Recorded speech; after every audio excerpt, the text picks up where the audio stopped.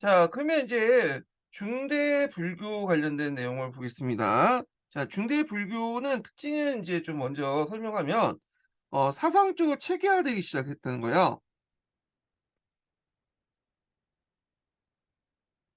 자, 그래서 인제는 종파 불교들이 등장을 했죠.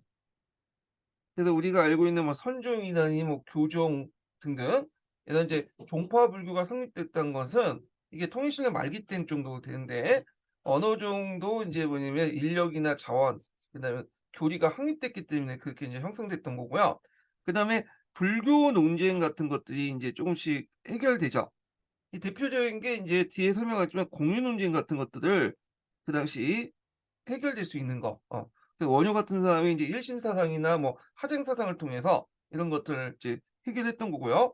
그다음에 삼국시대 때는 주로 귀족이나 왕에 머물렀던 이 불교가 점점 대중불교로 인제 바뀌게 돼요.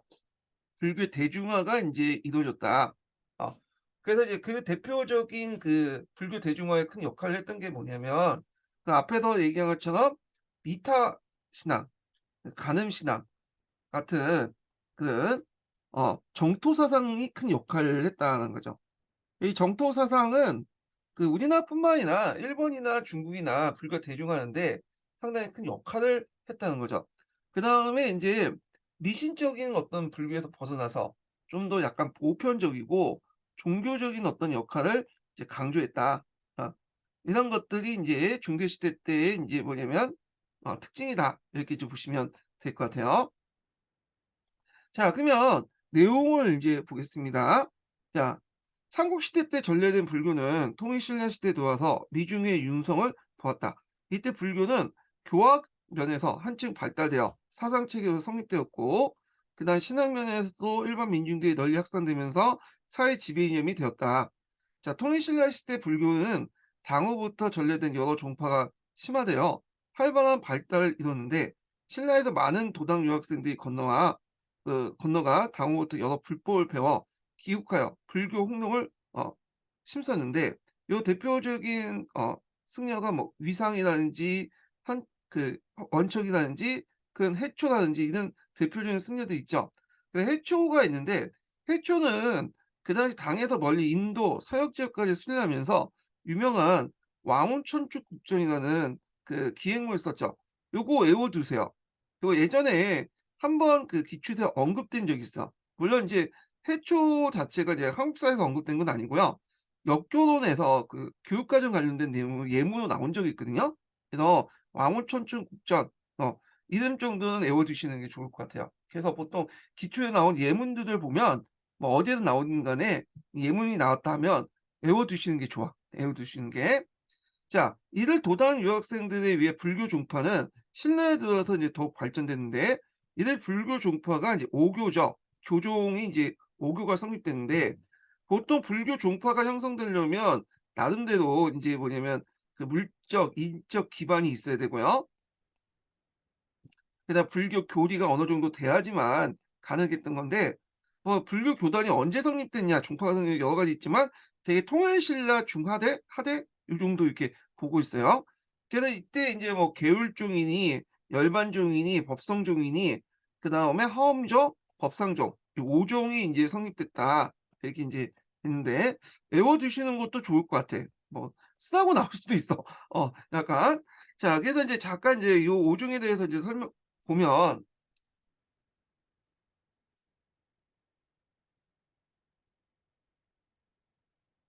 자, 여기 이제 5종 내용을 보면요. 일단 열반종을 볼게요. 열반종은 그 보독이라는 사람이 인제 세운 건데 이게 왜 인제 세워졌냐면 배경 보면 명계소문이 인제 불교를 탄압하려고 이 도교를 우대를 했거든요. 그러니까 인제 이거에 반발해서 세운 것이 열반종이에요. 그래서 인제 있고 그다음에 인제 계율종이라는 게 있는데 계율종이라는 것은 인제 뭐냐면 자장이 세웠어요. 예. 그 삼국이 모든 이제 중시역인데 그래서 이제 여기는 이제 신라를 이제 중심으로 해서 자장이고 백제, 고구려, 신라나 이 계율종을 상당히 중요시 했다. 계율종 또는 율종이라고 하죠. 그래서 뭐 율종과 계율종은 또 달리 보는 사람도 있긴 하는데 우리는 뭐 그것까지 좀 깊게 나갈 필요는 없고 왜 계율종을 강조하냐. 이 율이라는 것이 불교 교단을 있으면 그 교단의 어떤 통제를 하는 게 유리거든요. 그래서 대개 보면 인제 이것을 국가에서 율령을 받아들이기 전에 이 율을 일단 받아들여서 이해한 다음에 율령을 받아들여요. 그렇기 때문에 이 계율종이 상당히 삼국에서 모두 중시 여겼고요. 그다음에 원효가 인제 만들었던 종이 법성종이야. 그 원효가 이제 불교 대중화 이렇게 이미지가 있다 보니까 약간 선정틱 나는 그 색깔이 띠잖아요. 근데 원효조차도 교종이에요. 예. 나무아미타불 간세음 보살 자체가 불법이잖아요, 불법. 그러다 보니까 인제 문자가 적혀있죠. 그러니까 이 원효도 법성종하고 연결돼 있다. 예. 그렇게 보시면 되고 의상은 인제 하엄종이죠. 이 중국의 하엄종을 인제 들어와서 우리나라에서 일단 만든 거죠. 자, 그래서 인제 이 의상하면 인제 전제 왕권의 철학적인 어떤 종교 차원에서 뒷받침했다. 그쵸. 의상조차도 인제 뭐냐면 앞에 전통 신앙 같은 걸 받아들여서 나름대로 대중화시키려고 좀 했던 사람들이에요. 예. 그래서 있고 그다음 법상종은 진표가 유명하죠. 예. 진표가 세운 건 아니지만 진표가 전찰계법으로 되게 유명해요. 그래서 이 전찰계법을 통해서 점을 쳐서 현재 미래나 선악의 억보 이런 것들을 이제 알 수 있도록 하는 거지. 예. 그래 갖고 인제 여기에다가 예전에도 한번 얘기했는데 여기 이게 뭐죠? 바구니 같은 데 요런 데다가 여기 이제 그 대나무 같은 걸 쭉 적어 놓고 대나무 이제 이렇게 여기다가 뭐 같은 거 적어 놓고 대나무를 하나씩 뽑아 가지고 앞날 예언하고 내세에 어떻고 전생이 어떻고 그러면서 이런 것들을 이제 참여하는 거야. 예. 그래서 자기의 어떤 모습들을 참여하는 그런 것들이 점찰 기법인데 이 점찰 기법이 상당히 이제 뭐냐면 그 대중화하는 데 큰 역할을 했어요. 예. 그래 갖고 요거 있고 자, 그래서 5개 그 종이 있다. 이렇게 이제 보시면 될 것 같아요. 자, 그러면 이제 다시 이제 보면 자, 여기 이 가운데 대표적인 종파는 하엄종하고 법상종이죠. 예. 그래서 먼저 하엄종을 이제 보면요. 하엄종은 원흉이라는 조화의 사상을 제시했다. 예. 그래서 이제 하엄종 같은 경우인데 하엄종은 그 불교 종파 중에 모든 걸 다 끌어들이는 어떤 종파의 성격을 갖고 있어요. 예. 그래서 이제 이런 것들을 이제 볼 수가 있고요. 자, 그다음에 이제 지배층과 피지배층으로서 대립이나 피지배층 내부의 분열을 지향하고 이들 하나의 질서 속에 포함되는 사상적 기반이 되었다는 거. 그래 갖고 인제 그다음에 지배층하고 피지배층이라는 것은 계급 간의 대립이죠.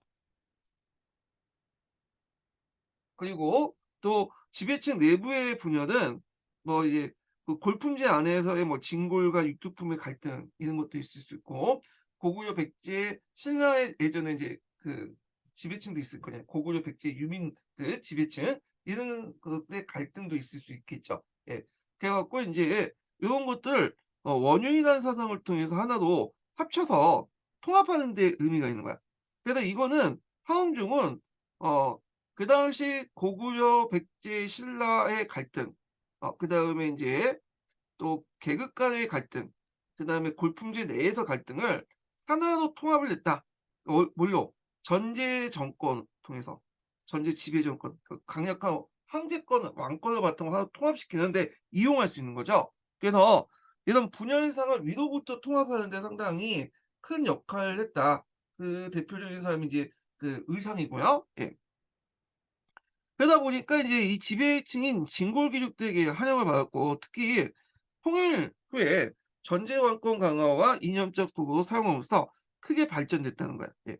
그래서 이 항엄종을 우리나라에 이제 세운 사람이 누구냐? 이 사람이 이제 그 의상이죠. 의상. 예. 그래서 의상은 그 당시 중국 하엄 이조 중국 하엄종 밑에 이제 진엄이라는 승려가 있었어요.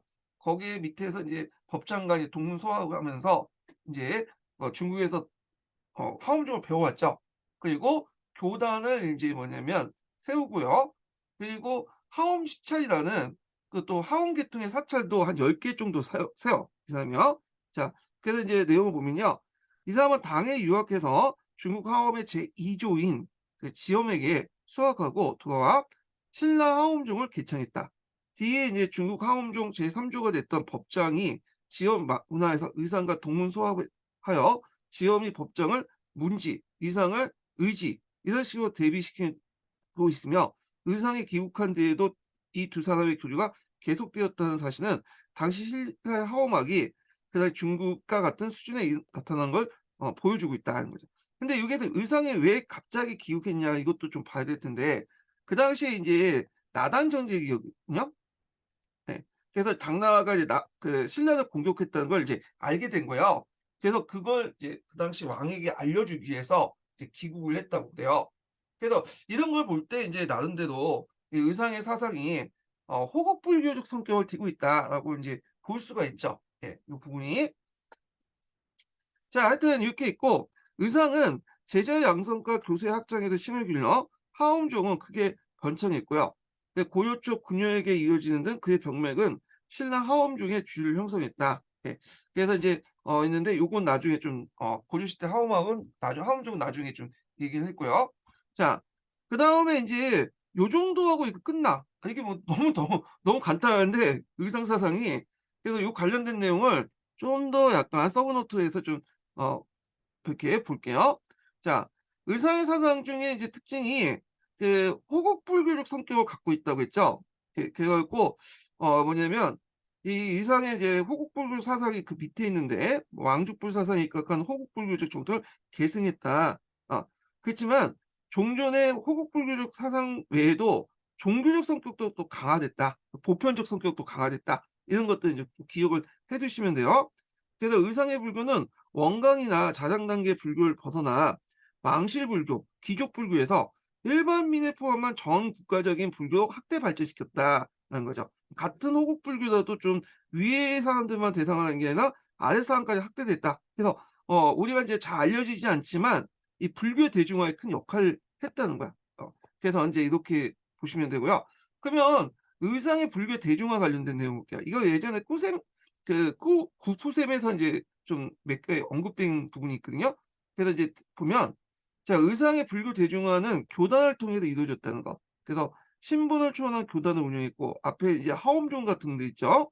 그래서 의상의 제자 중에 상당수가 또 뭐냐면 간호나 병졸 출신들이 되게 많아요. 그리고 이 사람이 나름대로 진골 출신이지만 왕권과 좀 거리를 두면서 인제 했던 것도 있고요. 그다음 간음 신앙과 미타 신앙을 또 적극적으로 수용을 했어요. 예. 그래서 인제 요런 내용들이 인제 있죠.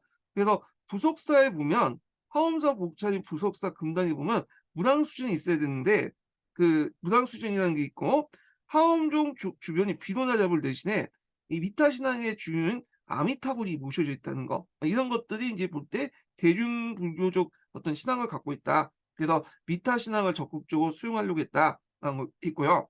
그다음 의상의 하엄 사상 중에 대표적인 인제 책이 하엄일스 법궤도라는 책이죠. 이거 외워두세요. 이거 예전에 기출에 문제 나왔던 거죠. 하엄 사상을 쉽게 뭐냐면 그림을 통해서 뭐냐면 설명한 책인데 제가 봐도 뭔 말인지 잘 모르겠더라고요.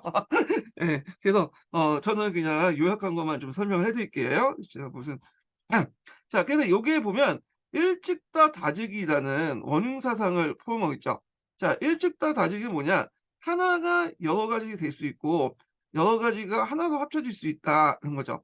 이거는 인제 그 당시의 사회에 따라서 해석이 여러 가지로 인제 볼 수가 있죠. 그래서 이건 뭐냐면 "우리는 하나다. 다만 출신이 고구려, 신라, 백제로 나눠질 수 있다." 뭐 이렇게 해석할 수도 있고요. 다재기는 고구려, 백제, 신라가 나눠져 있지만 결국 하나로 통합다. 통합될 수 있다. 그럼 여기 하나는 누구겠어? 왕이죠. 신라 왕. 그래서 이런 것도 인제 보면 전제 왕권을 강화시킬 수 있고 또 이것이 뭐 고구려, 백제, 신라 간의 분열뿐만 아니라 또 그 당시 이제 뭐야 계급 간의 골품제 안의 갈등 이런 거 다 이렇게 원흉 사상으로 통합할 수 있잖아요. 자 그래서 일심을 만물 포섭하려고 했다. 그 대립성이나 다원성을 통일하는 이념으로 중대 전제 왕권을 이대로로 작용했다. 그 지배층이 환영을 받았다는 거. 여기는 일심이라는 말인데 우리가 일심하면 약간 원효하고 비슷하다고 이제 생각을 하시는 분도 있는데 원효 이전에 일심이라는 그 불교 용어는 예전부터 있었던 거예요. 이게 하나로 통합하자는 거. 근데 원효는 그걸 적극적으로 이용해 갖고 자기 사상체계로 만드는 데 사용했기 때문에 이제 일심하면 원효 이렇게 생각하지만 일심이라는 사상은 이미 불교에서 있었던 사상이다. 이렇게 기억을 해 두시면 돼요. 그래서 이와 관련된 내용을 이제 보면 화엄 사상은 통일 초기 신라가 고구려 백제 귀족과 그 유민제 포선 문제 등을 정치적으로 복잡한 양상이 나타나고 있을 때 그 대립성과 다원성을 통일하는 이념적 역할을 했고요. 또는 중앙 집권 체제를 정비하는 과정에서 귀족 사이의 갈등이나 모순을 한참을 높은 수준으로 깨닫게 하는 정신적 바탕이 되었다. 예. 그래서 요 내용들 좀 기억을 해 두시고, 요 내용들은 저희 어디에 있냐면 국부셈이 나는지 그 어디더라? 그 구특강 그 내용에 있는 것을 좀 정리한 것 같아요. 그래서 이제 이 일가 그 뭐냐면 다의 상호 의존성에 대해서 상대를 인정해야 성립할 수 있다는 어떤 법계 연기 사상을 가지고 있다. 법계 연기. 법계 연기가 뭐냐면 좀 어렵게 설명하면 좀 그러니까 저도 잘 모르지만 제가 이제 한번 들었던 예전에 강의에 대해서 바탕으로 좀 얘기를 하면요. 우리가 이제 학교에 가보면 이제 칠판이 있잖아요. 그다음에 여기 지우개가 있고 분필이 있죠. 예. 그 분필과 지우개와 칠판은 각기 떨어지면 의미가 없는 거예요. 예. 하나도 있어야 돼. 예. 그래서 지우개가 있으면 아니 그 칠판이 있으면 칠판에다 분필을 적고 지우개에 지우잖아요, 우리가. 그래야지 하나가 인제 통합이 돼서 이렇게 하나로 인식되는 거죠. 그래서 이게 상호 의존적인 관계를 갖고 있는 거야. 이게 중간화파하고 연결돼 있는데요. 중간화파라는 거는 뭐냐면 이걸 좀 먼저 설명해야 될 텐데, 중간화파는 인제 그 뭘 이제 하냐면 반야경에 인제 있는 내용을 인제 바탕으로 하고 있는데, 이게 이제 불교에서는 육감이라는 게 있어요. 반야경에 보면 육감. 음. 그래서 이제 보통 우리가 육감이라는 것은 오감에다가 오감이 통합되는 통각까지 육감이라고 하거든요. 그중에 인제 여러 가지가 있지만 그중에 시각에 대해서 얘기해 보죠. 시각에 보면 그 당시 이제 그 중간화파에서는 이 "시각으로 보는 건 다 헛된 거다." 이렇게 주장해요. 이게 색즉시공 많이 들어봤을 거예요. 공죽시생. 공죽시 색즉시공 공죽시색이라고 이제 말있죠. 색이라는 것은 우리가 색을 볼 때 뭘로 보죠? 시각을 통해서 보는 거잖아요. 우리의 눈에 들어오는 모든 정보는 다 공하다. 이거는 우리의 인식에서 만들어진 환상에 불과한 거야. 그 매트리스라고 생각하시면 돼요. 그리고 공죽시는 공학은 공한 것은 항상 꼭 우리가 눈에 보이는 시각적인 것이다. 이렇게 주장한 거야. 이건 외에도 인제 뭐냐면 우리의 들어오는 그 청각이라든지 그다음 미각이라든지 촉각이라든지 뭐 하여튼 이 다른 그 감각기관에 들어온 모든 것들은 공하다. 근데 우리가 그걸 인식하고 있잖아요. 뭔가를 우리가 그 밖에는 인식 대상에는 아무것도 없이 그 공한 거지만 우리가 감각기관을 통해서 뭔가 만들어지잖아요, 계속 상들이요. 예. 그래서 인제 이런 것들이 이제 그러면 왜 상들이 만들어지냐, 그걸 설명을 해야 될 거 아니야. 그때 인제 설명한 것이 법계 연계예요. 예. 그래서 우리는 외부부터 아무것도 없는 상황에서 우리가 왜 상을 만드냐? 그거는 서로 간의 연계, 관련이 있기 때문에 그 상이 맺혀진 거야. 그 앞에서 말한 우리가 지우개 그다음 분필 이렇게 칠판을 인식하는 것은 칠판, 지우개 그다음에 분필이 서로 관련성을 가지고 있을 때 이런 것들이 인식되는 거야. 관련성이 없으면 인식이 안 되는 거죠. 예. 그래서 원래 외부에 있는 것들은 우리는 잘 모르고 모르지고 모르지만 우리가 이제 감각기관에 들어오는 것을 통해서 서로 간의 이런 연기적인 측면을 볼 때 인식된 거다. 이런 걸 인제 설명한 게 그 중간학파예요, 중간학파. 그러면 유식학파는 뭐냐? 유식학파라는 것은 중간학파에서는 일단 인정해. 우리의 감각기관은 모든 것을 만들어낸 거다. 그렇지만 그렇다고 해서 인제 뭐냐면 다 헛된 거라고 말하면 의미가 없다는 거야. 그래서 나름대로 이 상을 만들지만 상에 의미를 부여하는 거죠, 의미. 그래 갖고 올바른 상을 만드는 게 좋다. 그래서 외부에 들어온 상들은 다 헛된 거지만 올바른 상을 만들어서 우리의 그 올바른 상을 통해서 불성이나 이런 걸 하여튼 불법을 깨우쳐야 된다는 게, 불법을 깨우치는 게 이 유식학파예요. 예. 그래서 이 대표적인 게 이제 예전에 인제 그 유명한 승려가 말했던 "돼지 눈에는 돼지밖에 안 보이고 승려 그 사람 눈에는 사람밖에 안 보인다."는 뭐 승려 그 승 부처 눈에는 부처밖에 안 보인다는 그 말이 있잖아요. 그러니까 돼지의 상을 갖고 있으면 돼지밖에 안 보이는 거고, 그냥 부처의 상을 갖고 있으면 부처밖에 안 보인다는 거야. 똑같이 외부의 내용은 보지 못하지만 상이 올바름에 따라서 우리는 돼지가 될 수 있고 그다음에 그 부처가 될 수 있는 거죠. 그래서 요렇게 나오면 우리는 마음의 명령에 따라서 그냥 달라진다. 어 그래서 마음의 수양을 강조하고 되고요. 그래서 이 유식학파의 견해를 따르는 것이 이제 뭐냐면 법상종 같은 거 있죠. 법상종은 마음의 상을 강조하는 그런 거죠.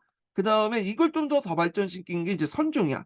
마음을 바로잡아야지 내 마음속에 있는 불성을 깨달을 수 있다. 이런 내용이 유식학파죠. 그래서 이렇게 인제 중간학파는 하움종, 그다음 유식학파는 법상종, 선종 이런 계열들하고 연결돼 있다. 그래서 이 인도에서 불교가 만들어질 때부터 중간학파, 유식학파라는 있는 인식론적 논쟁이 계속 이어졌고요. 이게 일부 중국에서도 논쟁이 일어났고 이게 한국에 들어오면서 이제 원효에 의해서 하나로 통합이 된 거야. 예. 그래서 하여튼 이런 과정이 있다라고 좀 기억을 해 주시면 될 것 같아요. 예. 자, 그래서 인제 한번 이렇게 설명했고 그다음에 이제 계속 한번 보겠습니다. 예. 신라의 이제 법상조의 가장 대표적인 승려로서 원칙을 꼽을 수 있다. 예. 그래서 이제 법상종은 아까 진표에 대해서 설명했지만 진표는 이제 대표적인 사람이고 실제로 인제 원칙이 그 신라 법상종의 시조로 인제 보고 있거든요. 이 원칙과 관련된 내용이 예전에 기출문제에 나왔어요. 예전 아주 오래된 객관식 기출문제에 나왔어요. 그래서 현재에게 이제 신유식학을 배워서 국위와 대항하면서 여러 사상을 포용하는 서명학파를 세웠다. 이렇게 인제 있거든요. 그래서 인제 보면 자, 원칙은 당에 들어가 현장에게 신유식학을 인제 배워 법상종의 승려로서 확고한 지위를 인제 굳혔고요. 자, 앞에서 얘기했던 법상종 자체가 유식학파죠. 마음의 상을 바르게 하는 거잖아요. 예. 그래서 요거와 연결돼서 보시면 되고 현장의 제자였던 구기와 조지상으로 대입하여 규기의 자은학파에 대해서 성형학파가 이제 성립했다. 이렇게 인제 보시면 되는데 이 성형학파의 특징은 뭐냐? 원칙의 사상의 특징은 유식학뿐만 아니라 다른 여러 사상을 이제 널리 섭렵하면서 이들을 포용하는 입장이 있다. 그랬죠. 그래서 요때 다른 사상이 뭐냐? 요거는 인제 어떤 사상이냐면 여러 가지 해석할 수 있지만 일단은 인제 앞에서는 중간학파, 예, 공간학파죠. 모든 게 다 뭐냐면 헛된 거다. 이렇게 인제 중간학파의 견해와 그다음에 인제 그 여러 가지 밀교 같은 것들도 인제 수용하고 하여튼 여러 가지를 수용했다라는 거 보시면 돼요. 자, 중국에서 장엄학파의 이단 시대와 배척됐지만 티베트 불교에 지대한 영향을 줬다. 앞에서 이제 밀교도 수용했다고 했죠. 밀교는 그 형교와 달리 형교와 이제 밀교 두 개로 나눌 수 있거든요, 대승불교는. 예, 여기에서 형교라는 거 속한 거는 이제 좀 큰 범위인데 그 안에 우리가 생각하는 교종 계통의 인제 것도 있고 뭐 성정도 있고 그다음에 정토종도 있고 그래요. 예. 그래서 여기 인제 형교라는 거는 뭐냐면 불경을 읽거나 참선을 통하거나 등등 해 가지고 자기가 부처가 되는 것이 그 주요 목적이에요. 예. 물론 이제 그 미타 신앙이나 뭐 미륵 신앙 같은 정토 신앙은 주로 인제 자기가 불처가 되는 것보다는 저쪽 하늘나라 죽은 후에 서방 정토로 가거나 미륵불이 내거나 그런 것도 있지만 원래 그 정토 신앙 안에도 이 불성 자신의 어떤 그 이렇게 불교가 되는 그 내용을 주로 하고 있어요, 거기서도. 하여튼 그렇게 있고 밀교라는 거는 이렇게 불경이라든지 참선이나 통해서 내가 부처가 되는 게 아니라 외면의 어떤 화려한 의식이라든지 주문이라든지 이런 걸 통해서 자신이 불교가 되는 거야. 예. 불교가 되는 거 자신이 이제 부처가 되는 거죠. 예. 제가 말 잘못했네요. 형교할 때 부처가 불교가 되는 게 부처가 되는 방법으로서 뭐냐면 마음이나 불경이나 이런 것들을 통해서 인제 뭐냐면 하는 거고 참선이나 불경을 통해서 그리고 밀교 같은 경우에는 하나의 의식이라는 주문하는지 이런 걸 통해 부처가 되는 거죠. 예. 그래서 이 밀교는 그 당시에 인제 진원종하고 또 왜 티베트 불교에 영향을 미치거든요. 그래서 진원종하고 티베트 불교는 이 밀교의 하나인데 하여튼 이 티베트 불교에 밀교에 영향을 줬다. 이렇게 보시면 될 것 같고 자, 원칙은 주로 인제 중국에 활동했기 때문에 한국 불교에 미친 영향은 제한적일 수밖에 없고요. 그래서 인제 이 원칙의 유식학이 인제 우리나라에 영향을 미쳤던 게 뭐냐면 도중이나 태원을 거쳐서 집대성했어요. 이 사람들이 이제 뭐냐면 제자의 제자 이런 관계였는데 이 사람들이 인제 신라에 와서 인제 신라의 법상종을 실제로 세웠던 사람들이라고 보시면 돼요. 예. 그 신라의 법상종은 경동왕 때 하원종과 대립할 정도로 크게 성장했지만 후에 하원종이 눌려 크게 빛을 보지 못했다가 고려 중기에 들어와서 귀족 불교로서 부흥하게 되었다. 이렇게 있고 요 내용은 뒤에 다시 인제 좀 설명할게요. 예. 그래서 인제 요 내용을 잠깐 인제 좀 다시 정리를 해 보면 원칙 사상에 대해서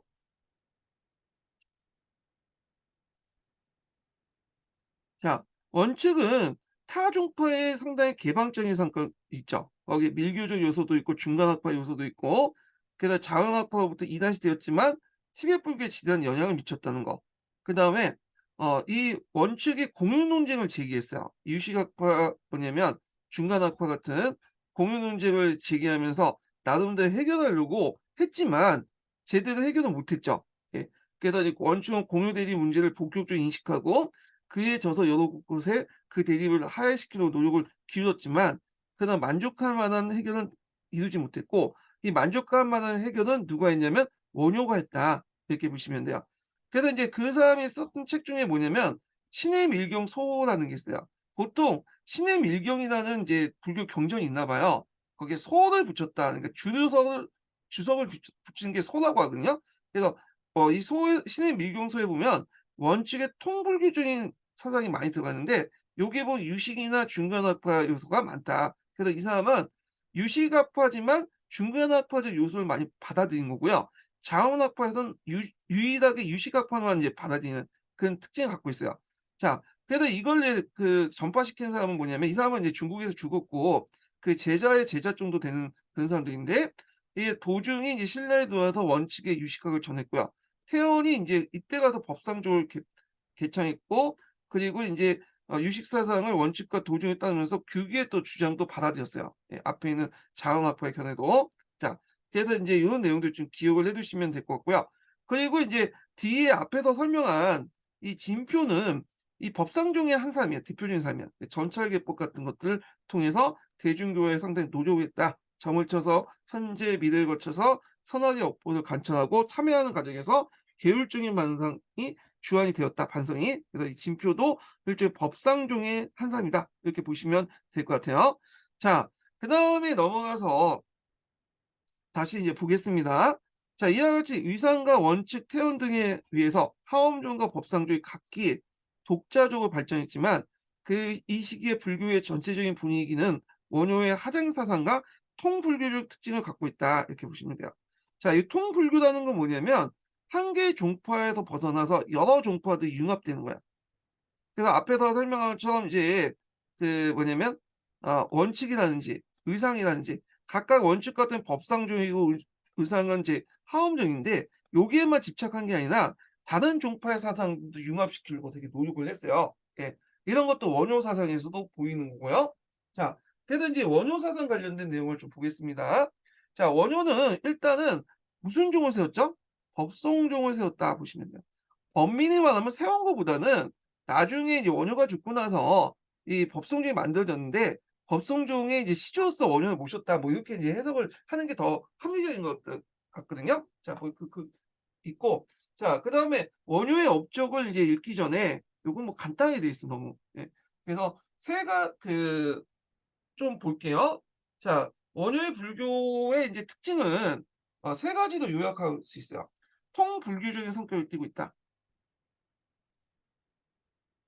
그래서 여러 종파들을 뭐냐면 융합시키려고 상당히 노력을 했죠. 예. 그리고 있고 그다음에 두 번째는 공유 논쟁을 해결했다. 그래서 앞에서 인제 유식학파하고 하쟁사상 같은 거 있잖아요. 예, 유식학파 중간학파죠. 예. 그래서 이거를 이제 하 하쟁사상으로 하나로 융합하려고 했다. 이렇게 이제 보시면 될 것 같아요. 자, 그리고 인제 또 하나가 이제 세 번째가 인제 일심사상을 강조했죠. 일심이라는 것은 예전부터 있었던 사상인데 이걸 좀 더 발전시켰다고 보시면 돼요. 예. 일심 사상은 하나이면서 둘이고 둘이면서 하나이다. 그래서 이 하쟁 사상하고 일심 사상이 뭐냐 이렇게 이제 차이점을 물어보시는 분들이 있더라고요. 예. 근데 별 차이점은 없어요. 일심 사상이 꼭 하쟁 사상이고 하쟁이 일심이다 이렇게 보시면 돼요. 예. 그래서 이제 굳이 인제 뭐냐면 차이점을 두자면 이거 제 생각이에요. 하쟁이 좀 넓은 개념이고 예. 일심이 좀 약간 소개념이다. 작은 개념이다. 이렇게 이제 보시면 되는데 그래서 이제 하쟁사상 같은 경우 앞에서 이제 공유 논쟁을 해결하는데 어 이렇게 해결하는 데 이용을 했고 그다음에 일심 사상은 이 공유 하쟁 논리를 근거로 해 가지고 뭐냐면 이 공유 논쟁을 인제 뭐냐면 좀 더 여기에 포함해서 이제 설명했다. 일심을 통해서. 그래서 하쟁 논리를 근거해서 뭐냐면 만든 게 일심 사상이고 그래서 이제 하재행 사상을 바탕으로 이 공유 논쟁을 해결하면서도 구체화시켜서 1심 사상을 통해서 더 해결하려고 했다. 요 정도 설명을 하면 될 것 같아요. 제가 더 이상은 설명 못 드려. 그래서 요 정도 하재행하고 1 심은 비슷한 개념이지만 하재행이 좀 넓은 개념이고 1 심은 이 하재행 사상을 받아서 좀 구체화시킨 개념이다. 이렇게 정도만 설명을 해 드릴게요. 예. 그 정도 더 나가면 제가 설명을 못 드린다는 거 좀 이해해 주시고요. 예. 요 정도 더 알려면 1심 사상 알려면 그냥 머리 깎고 저기 승려가 되셔야죠. 예. 자, 하여튼 그렇게 있고 그러면 이제 요거를 한번 좀 정리를 좀 다시 해 보겠습니다. 예. 그래서 먼저 보면 원효는 아까처럼 세 가지 특징이 있다고 했죠. 예. 통불교적 사상 체계를 확립을 해도 하겠다. 이런 내용이 있고 제가 다 하나 더 얘기를 해야 되는데 깜빡했네. 예. 요게 있고 그다음에 인제 네 번째가 불교의 대중화야. 예. 요거 인제 까먹었네. 예. 그래서 네 가지 통불교적 성격이 있고 공유 논쟁을 해결했고 일심 사상을 제시했고 불교의 어떤 대중화를 깼다. 이렇게 이제 보시면 될 것 같은데 그럼 관련된 내용을 좀 보겠습니다. 예. 자, 여기 보면 이제 그 통불교적 이제 내용 관련된 내용에서 여러 종파를 인제 삼론했다. 그런 것도 있고요. 그래서 인제 하원경, 열반경, 법화경, 무량서경, 금매, 금강, 삼매경 같은 경전에 논과 소를 저수했어요. 예. 논이라는 거는 이거에 대해서 인제 논중, 주석을 붙이는 거고 소라는 건 논중에다 주석에다 또 줄을 붙이는 게 소예요. 예. 그래서 인제 있고 그다음에 넓은 범위에서 또 이제 통불교적 안에서는 또 공유 논쟁 해결 있죠. 앞에서 얘기한 것처럼 이 공유 논쟁을 이제 해결했다는 거. 그래서 인제 보면 자 대승기신론에서 중간과 유식학파의 대립을 근본적으로 해결하고 했으며 대신기신 노소에서는 중간학파의 한 면만 부정만 보고 유식학파의 긍정만 보는 것이 아니라 두 극단을 보여 양자를 조율하는 하쟁 사상을 제시했다. 예. 그래서 시문화쟁론이나 금강산맥론에도 그런 내용이 있거든요. 하쟁 사상이 나와요. 예. 그리고 이제 시문항쟁론 같은 경우에는 또 여러 종파들의 이제 뭐냐면 내용을 하나로 통합했다는 의미도 있어요. 예. 그리고 인제 이 하장 사상을 좀 더 구체화시킨 게 1심 사상이라고 보시면 돼요, 방법론적으로. 예. 그래 갖고 인제 구체화시킨 건데 그래서 이제 1심 사상의 인제 내용은 뭐냐. 이 사람이 이제 보기에 그 진여문하고 생명문을 하나 통합될 수 있다는 거예요, 1 심으로. 그래서 마음에 따라서 내가 어디에 어떻게 생각에 따라서 진여문이 될 수도 있고 생명문이 될 수 있다는 거예요. 자 예를 들어 가지고 내가 만약에 이게 뭐야 액자에 그 아름다운 여자가 그리는 액자가 있어요. 예. 그림이 있어. 그래서 이 그림을 보고 '이거는 가짜라고 인식을 한다면 이거는 그 뭐냐면 진여문이 되는 거죠. 본질적으로 이건 액자는 가짜잖아요. 예. 이게 진짜 여자가 있는 게 아니죠. 그렇지만 내가 이 액자를 보고 이게 진짜 여자라고 생각하고 이 여자가 술도 마실 수 있다고 생각하면 이건 생명론이 되는 거죠. 그래서 이것을 인제 이렇게 나누고 그래서 내가 마음에 따라서 이게 가짜일 수도 있고 이게 진짜일 수도 있다. 그래서 이제 이렇게 하는데 이 진여문을 강조하는 것, 가짜를 강조하는 것은 뭐냐면 어디죠? 공간학파, 중간학파고요. 내가 마음에 따라서 인제 이거 실제 여자일 수도 있다고 생각하면 술도 같이 마실 수 있다면 이게 뭐예요? 생명론이죠. 그러니까 유식학파하고 연결돼 있죠. 그래서 이걸 우리의 마음에 따라서 하나로 합쳐질 수 있다. 이렇게 이제 보시면 돼요. 그래서 하장이라는 것은 하나로 통합됐다는 어떤 그 근본을 제시했던 거고 이 하장의 이제 그 구체적인 방법으로서 일심 사상을 제시했다. 이렇게 이제 보시면 되겠죠. 그래서 이제 한마음은 서로 다른 상반된 두 측면의 통일체를 이루며 유신이나 그 중간화폐의 일면체를 통일체를 이루며 이 두 측면의 상호작용을 통해 일체 형성이 발생된다고 봤다. 그래서 진여문은 마음의 본질적 모습, 중간학과 관련된 내용이고 생명문은 한마음의 상대적 형상적인 모습, 내 마음에 따라서 달라지는 거잖아. 자, 그래서 한마음의 본질적 측면의 진여문은 중간사상에, 형상적 측면의 생명문은 유식사상에 각각 대응하는 된다. 이렇게 보죠. 그래서 마음에 따라서 중간과 유식이 달라진다. 이런 것들이 그 당시 상당히 이제 중요하고요. 일심 사상은 뭐냐면 그 당시 동아시아 불교계의 이제 논쟁이었던 공유 논쟁을 함께 해결되는 중요한 사상이었다. 이렇게 보시면 될 것 같아요. 자, 그러면 이게 이제 공유 논쟁만 해결하는 게 아니라 또 그 뭐냐면 정토와 예토의 문제, 출세관과 세관의 문제도 해결할 수 있죠. 정토라는 것은 지금 죽은 후에 저쪽에 인제 세계를 얘기하죠. 정토, 그 도솔촌에 있는 그 세계를 얘기하고, 예토라는 것은 인제 지금 살아있는 세계잖아. 근데 내가 마음에 먹기에 따라서 내가 정토에 있을 수 있고 예토에 있을 수 있다는 거야. 이렇게 해석할 수 있고요. 세관과 출세관의 문제는 뭐냐 하면, 세관이라는 거는 내가 지금 세속에 있는 것을 세관이라고 하고, 출세관 세속을 번호서 이제 승려가 돼 갖고 사찰에 들어간 걸 출세관 하잖아요. 근데 내가 마음에 먹기에 따라서 출세관과 세관도 될 수 있다는 거야. 이 말은 뭐냐, 내가 세관에 있지만 마음은 출세관에 있으면 내가 승려가 될 수 있는 거고, 내 세속적인 세관 그 스 세계에 있지만, 출세관 내가 승려지만 마음이 이제 저쪽에 가 있으면 세속 세계에 가 있으면 세관이 될 수 있는 거잖아요. 그러니까 이 사람의 입장을 볼 때는 이거는 출세관과 세관이 중요한 게 아니야. 내가 마음에 따라 달라지니까. 그래서 이 사람이 인제 출세관 세관을 넘어갔던 거 있겠죠. 파괴를 해 갖고 나갔잖아요. 그래 갖고 인제 술도 마시면서 뭐 여자하고 자고 막 그다음에 무예가를 부르면서 이제 대중들과 친하는 것도 이 출세관과 세관의 인제 인식 차이야. 내 마음에 따라서 내가 세관에서도 출세관이 될 수 있다는 생각이 있기 때문에 그렇게 가능했던 거죠. 그래서 이렇게 인제 1심 사상은 진영과 생명 같은 공용 논쟁을 해결할 뿐만 아니라 정토와 예토 간의 관계, 출세관과 세관의 관계도 해결했다, 이렇게 보시면 돼요. 그래서 하쟁을 바탕으로 이런 1 심이라는 방법론적인 것들을 구체화시켰다. 예. 이렇게 좀 보시면 될 것 같고요. 그다음에 인제 또 하나가 인제 대중불교 관련된 거죠. 예. 그래서 이 사람은 인제 앞에 일신사상을 바탕으로 나가서 뭐 놀든 말든 간에 어떻게 하든 간에 내가 마음속에 인제 뭐냐 출세관이 있으면 세관에 있어도 뭐냐면 추 어 진리 구할 수 있다는 입장 아니에요. 자, 그래서 인제 대중불교에서 상당히 많은 역할을 했는데, 그때 인제 이 사람이 무예가를 부르고 그다음에 인제 일반 서민들이 들어가서 이제 그들과 어울리면서 대중교회에 인제 힘썼는데, 그때 내세웠던 신앙이 정토신앙이에요, 정토신앙. 근데 정토신앙은 예전에 말처럼 미륵신앙과 미타신앙을 이렇게 두 가지로 나눈다고 했죠. 그중에 제일 강조한 게 미타신앙이에요. 예. 그래서 이 미타신앙을 되게 강조했다. 그 미타 신앙을 이제 강조하면서 이제 어떻게 설명하냐면, 나무아미탑을 간세음 보살을 외치면 죽은 후에 서방 종토에 갈 수 있다. 극락에 왕생할 수 있다. 는 거야.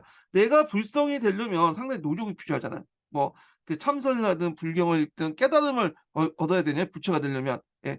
근데 그것을 인제 극복한 그거는 일반 서민들에게는 할 수 없는 일이죠. 시간과 돈이 있어야지 하는 거고. 그래서 부처가 되는 것보다는 내가 죽은 후에 서방 정토로 극락에 가는 게 중요하잖아. 예. 그래서 했는데 불경 같은 어려운 것들을 익히면 모르잖아요. 근데 간단하게 이제 나무아미탑을 간세음원사는 연불 외우면 곧바로 인제 죽은 후에 서방 정토와 극락에 갈 수 있다고 인제 외친 거예요. 그러니까 상당히 불교에 대중화가 되죠. 그럼 나무아미탑을 간세음 보살이 뭐냐? 나무라는 것은 나무스라는 그 산스크리트에서 나오거든요. 버머에서. 믿습니다. 의지합니다. 누구한테? 아미타불의 존재를 믿습니다. 의지합니다. 그리고 간세음 보살은 뭐냐면, 간세음이라는 것은 이제 간세음 보살이라는 게 있어요. 예. 그래서 간세음 보살이라는 것은 인제 뭐냐, 간음 신앙에서 나온 거죠. 우리가 이제 아미타불 같은 경우에는 죽은 후에 갈 수 있는, 죽은 후에 가서 만나거나 도솔천에 가서 만날 수 있는 존재잖아요. 근데 이 간세음 보살은, 이 사람은 깨달음을 얻음에도 불구하고 그 부처가 되지 않고 보살로 계속 남아서 뭐냐면 우리를 옆에서 도와주는 보살이거든요. 그래서 이 간세음 보살은 일종의 이 아미타불의 보초 보살이에요. 예, 도와주는 현세의 문제를 해결해 주는 보살인데, 이게 있는 거야. 그래서 아미타불과 간세음 보살을 나무 의지하고 믿습니다 하면 죽은 후에 서방 정토와 극락에 갈 수 있다. 아주 간단한 거죠. 부처가 되기는 힘들더라도 죽은 후에 천국 갈 수 있다는 거야. 그래서 야, 기독교하고 뭐가 비슷하면 예수, 천국, 불신, 지옥. 예수를 믿으면 천국 갈 수 있고 안 믿으면 지옥 간다. 뭐 이런 거와 비슷하다고 보시면 돼요. 믿습니다 외치면 천국 간다. 상당히 편하죠. 그러다 보니까 인제 이런 것들이 이제 뭐냐면 그 불교의 대중화에 큰 영향을 줬다, 미타 신앙이. 예, 이런 것도 좀 기억을 해 두시면 되고요. 그래서 이런 미타 정토, 죽은 후에 나무아미탑을 간세음보살을 외치면 정토에 갈 수 있다는 것은 일반민 범부에 설한 것으로 범부도 뭐냐면 주군의 극락을 갈 수 있다는 어떤 평등 간에 입각한 거야. 귀족이나 범부도 모두 평등하기 때문에 남아미탑을 간선보살을 치면 주군 외에 서방정도 극락에 갈 수 있다는 거잖아요. 자, 그래서 인제 요런 내용들 좀 기억을 해 두시고요. 그래서 이런 미타 신앙을 통해서 원효는 그 당시 아미타 신앙을 통해서 불교 대중에 큰 역할을 줬다. 그래서 요게 보시면 돼요. 근데 이런 정토 신앙이나 이제 미타 신앙은 여기 원효만 외쳤던 게 아니에요. 그 후에 그 당시에 신라 중대 때 그 승려들이 이게 뭐냐면 외쳤던 거죠. 그걸 외쳐 가지고 불교 대중화했는데 위상도 마찬가지죠. 예, 원효도 마찬가지고 그래서 이제 이 정토 신앙은 그 당시 일반적인 어떤 불교 대중화에 큰 역할을 했다. 이렇게 보시면 될 것 같아요. 자, 그래서 제가 아까 아침에 얘기했지만 네 가지 특징에 대해서 이제 좀 설명했습니다. 그래서 통불교적 성격을 갖고 있고 그다음 공유 논쟁을 해결했고요. 그다음 일심 사상을 통해서 제시를 했고 이 공유 논쟁하고 인제 이렇게 연결돼서 보시면 되고 불교의 대중화에 연결됐다. 그러니까 범주 이렇게 네 개로 연결돼 있지만 하나가 다 통합된 거예요. 예. 그래서 이제 요런 내용을 이제 파악을 해 두시면 될 것 같아요.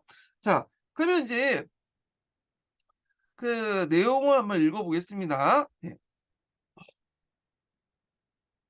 자, 원효는 교판에 의해서 하원경을 최고 경전으로 받고 왜냐 하원경 자체가 인제 되게 융합적이고 모든 불교를 하나 통합될 수 있는 경전이라고 하더라고요. 자, 이 교판이 중국 하원조의 법정에 직접적으로 영향을 주었다는 사실 때문에 하원조의 승려로 간주되긴 하지만 실제 어느 한 종파에 구애되지 않는 융합적인 입장이 있다. 참고로 이 원효는 하원종 승려는 아니에요. 이 사람이 이제 법성종의 어떤 창시자로 인제 추대를 받았거든요. 그래서 예전에 한번 시험 문제 나왔어. 이 사람은 법성종 관련된 거야, 이 사람은. 예.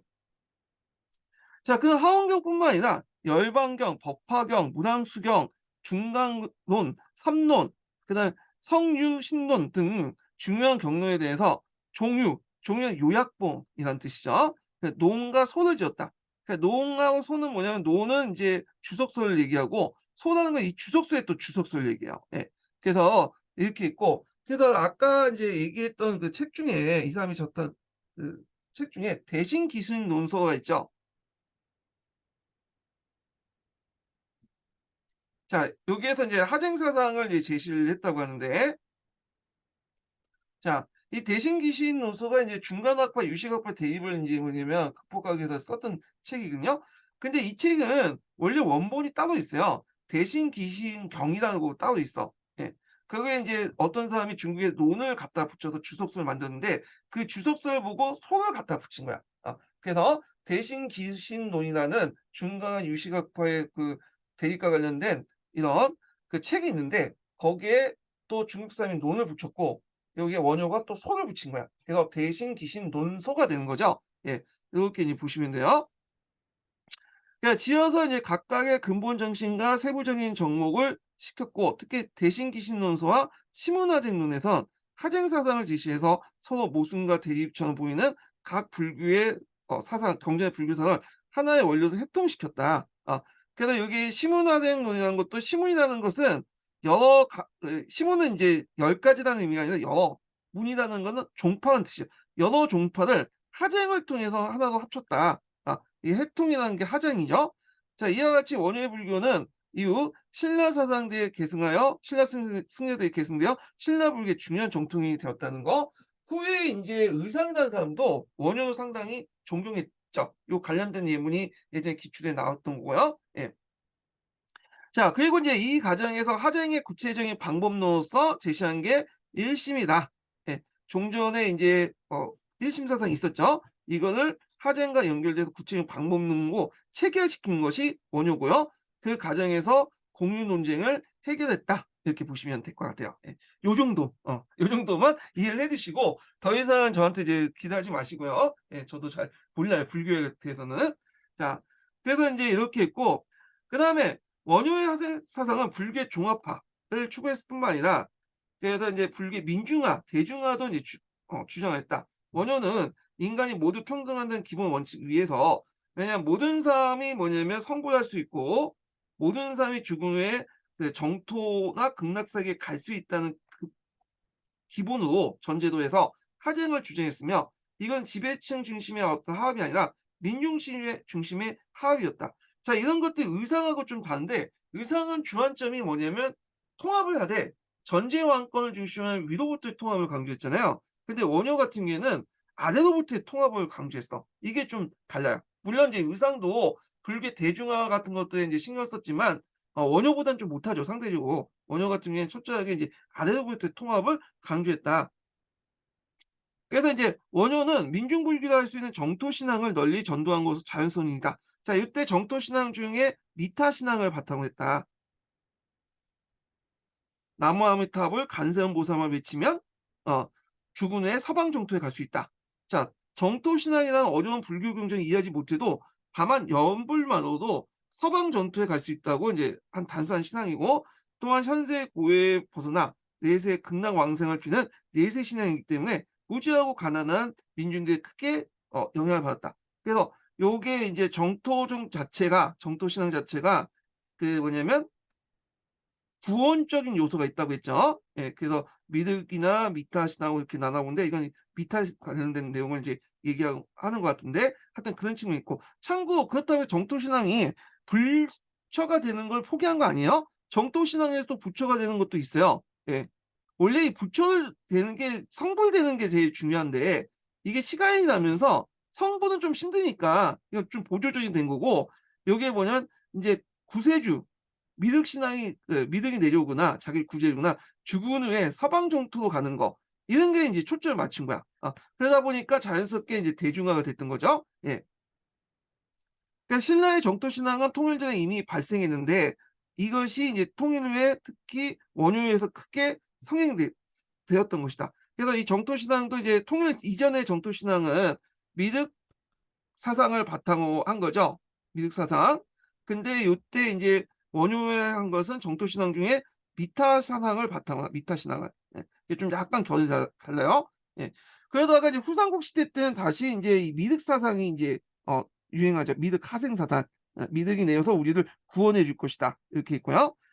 그래서 이제 원효는 불교 교학의 면에서 높은 경지에 도달했을 뿐만 아니라 실제 생활에 있어서 불교 대중화에 노력하여 전국을 방법으로 돌아다니며 정토 신앙을 전파를 했다. 이후에 이제 원효는 나무 아미타불이라는 연불만 외치면 앞에서 나무라는 것은 아미타불을 믿습니다, 의지합니다, 귀의합니다, 그런 뜻이죠. 거기다 간세음 보살 보면 아미타불과 간세음을 믿습니다, 예수 천국 불신지옥, 그런 의미라고 보시면 돼요. 그래서 이걸 연불 왜냐면 누구나 극락 왕생할 수 있다고 가르쳤는데, 그의 정토 신앙은 인간이 모두 평등하는 기본 위에 서 있는 건 특징이다. 아까 얘기했처럼 그런 것도 좀 기억을 해 주시고요. 그전에 어떤 논쟁이 있었냐면 범인도 뭐냐면 성불할 수 있냐 성불하지 못하냐, 그 논쟁이 있었어. 우리가 인제 성불의 대상을 예전에 귀족만 봤는데, "아니다. 범인 일반 사람도 성불할 수 있다." 이렇게 주장했는데, 이 사람은 일반 사람도 성불할 수 있고 그에 입각해서 또 더 연장선상에서 죽은 후에 극락상에 갈 수 있다라고 인제 한 거죠. 그래서 범인과 귀족을 다 똑같이 본 거야, 이 사람은. 자, 원효의 사상은 그가 육두품 출신으로서 가지고 있는 진골체제에 대한 현실적 불만도 반영하고 있다. 이렇게 좀 보시면 될 것 같아요. 참고로 인제 의상 같은 경우에는 이제 이 사람은 진골이 출신인데, 여기 어 그 원효는 육두품 출신이죠. 이 사람은 인제 원래 도당 유학을 가려고 하다가 어 하룻밤 잤는데, 뭐냐면 깨어나니까 자기가 이제 하룻밤 자고 있었는데, 동물 속에 들어가서 하룻밤 자고 있었는데 물이 마시기 위해서 옆에서 이제 바가지를 마셔 갖고 막 물에 있는 바가지 마셔 봤는데, 다음날 깨보니까 해골 바가지였다는 거야. 예. 그 깨달음 얻고 인제 돌아갔다, 그렇게 인제 하거든요. 그래서 도당 유학을 안 가고 국내에서 이제 뭐냐면 가서 국내에서 이제 연구를 해 갖고 인제 했는데, 그래서 도당 유학생이 아니라고 이제 볼 수가 있죠, 이 사람은요. 근데 이거는 이 선화 자체가 나중에 만들어졌다고 하긴 하는데, 하여튼 그래요. 자, 그러나 이 시기 때 정토 신앙은 원효 또한 어떤 특징적 종파에 의한 것이 아니라, 원효 또는 어떤 특정 종파에 의한 것이 아니라 전 불교적인 형상이었어요. 앞에 인제 하엄경에 본처해졌던 부속사의 금당에 정토궁의 하나인 무량수경의 이름을 붙여서 무량수전을 했거나, 하엄종에서 인제 주부인 비루나자바를 모시는 게 아니라 정토 신앙의 주인 신앙이었던 아미타불을 모셔져 있는 것도 그 한 예이다. 이 앞에 하음종은 뭐와 관련된 거예요? 의상과 관련된 거죠. 그래서 의상 같은 사람도 이 사람이 불교 대중화에도 관심이 있다는 거예요. 예. 그래서 그중에 하나가 이제 뭐냐면 정토 신앙을 적극적으로 수용했다라는 것도 있죠. 그렇기 때문에 정토 신앙은 그 원효뿐만 아니라 그 당시에 전반적으로 다 수용하는 분위기였다. 교종이든 뭐 뒤에 이제 선종이든 간에. 예. 그래서 하여튼 뭐 이런 것들 기억을 해 두시면 돼요. 참고로 우리나라에서는 정토종이라는 게 없죠. 없어요. 예. 일본이나 중국에 있는데 이게 없어. 우리나라는 정토 신앙은 교종이나 선종 등 다 수용한 그 종파야. 다만 뒤에 있죠. 선종하고 좀 융합이 잘 됐다. 그래서 인제 이런 것들이 좀 특징이고요. 자, 또 일반 민중뿐만 아니라 왕실부터 노비에 이르기까지 모두가 정토 신앙을 가지고 있었으나 정토 신앙은 당시 모든 신라인들의 생활의 일부가 되었던 것이다. 자, 이 밖에도 그 당시 통일신라 불교 대중화를 위해서 전철 법회가 있죠. 이거 앞에 얘기했죠. 그 점을 쳐서 앞날이나 전생이나 하여튼 그걸 보고 이제 알 수 있는 거고, 그걸 통해서 반성을 하고 이런 것들 이제 전철 법회가 있는데, 자, 이런 것들 행해졌으며, 자, 정토 신앙과 결부된 불교 의식이 행해지기도 했고, 또 정토 신앙은 뭐하고 또 연결되냐면 가늠 신앙과 연결돼요. 이거는 이제 그 정토 신앙 중에 미타 신앙하고 인제 연결된 거죠. 예, 미타부는 죽은 후의 세계를 관장한 거고, 이 가늠은 지금 현재의 문제를 해결할 수 있는 그 가늠 보살 관련된 내용이죠. 그래서 보통 우리나라 가늠 사찰이라는 곳이 있어요. 요게 상당히 돈을 많이 번다고요, 요 사찰에서. 왜냐면 여러 가지 현실적인 문제를 해결할 수 있잖아. 시험을 잘 보게 해 달라, 병을 낫게 해 달라 하면 돈을 그렇게 많이 기부를 한다고 그러더라고요. 그다음에 통일신라 시대 때부터 밀교가 또 들어와요. 밀교는 앞에서 말한 형교와 달리 화려한 의식이라든지 그다음에 부적이라든지 등등등을 통해서 성불할 수 있다는 논리잖아요. 예. 그렇기 때문에 인제 그 뭐냐면, 근데 이런 것 자체가 또 불교의 대중하고 또 관련돼 있어요. 예. 그래서 중국으로부터 밀교가 들어왔는데, 이때 밀교는 티베트 불교가 아니죠. 이거는 인제 중국식 불교인 진원종하고 관련돼 있어요. 진원종. 예. 자, 이 역시 이 시기의 불교 대중화의 한 형상이다. 이렇게 보시면 돼요. 그래서 미약하나마 불교와 관련된 내용을 좀 얘기를 했고요. 예. 그다음에 인제 그 있고, 그다음에 이제 그 관련된 내용을 이제 교과서에서 한번 찾아볼게요. 자, 천재교과서 55 페이지 잠깐 볼게요. 천재교과서. 예.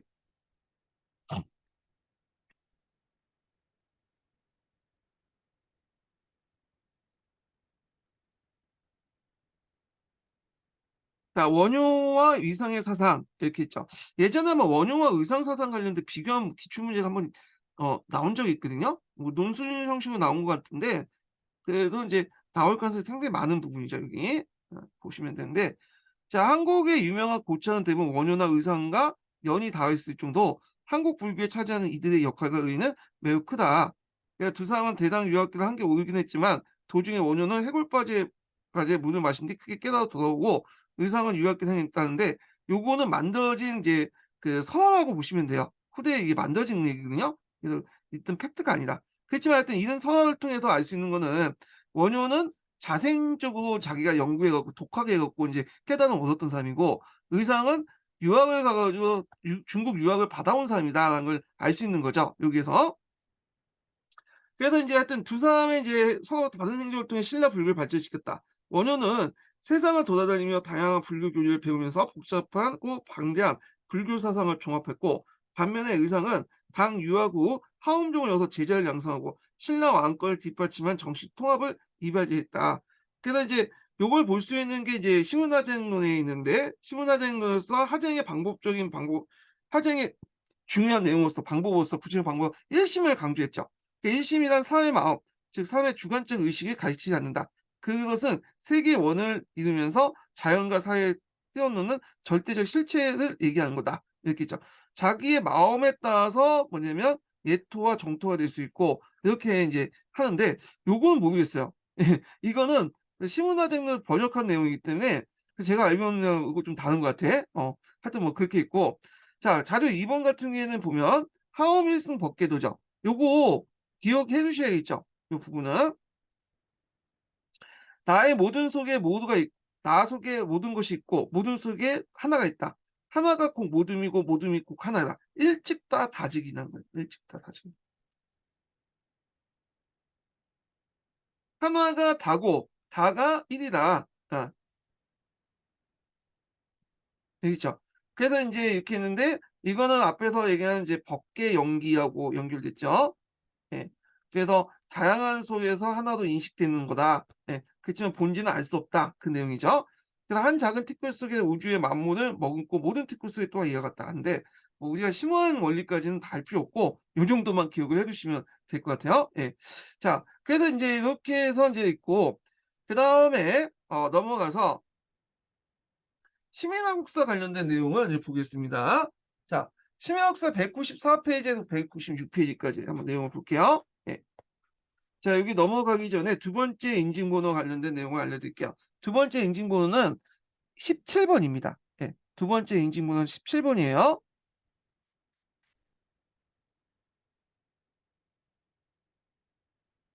자 여기 보면요. 예. 그 불교 사상과 신앙을 이제 보겠습니다.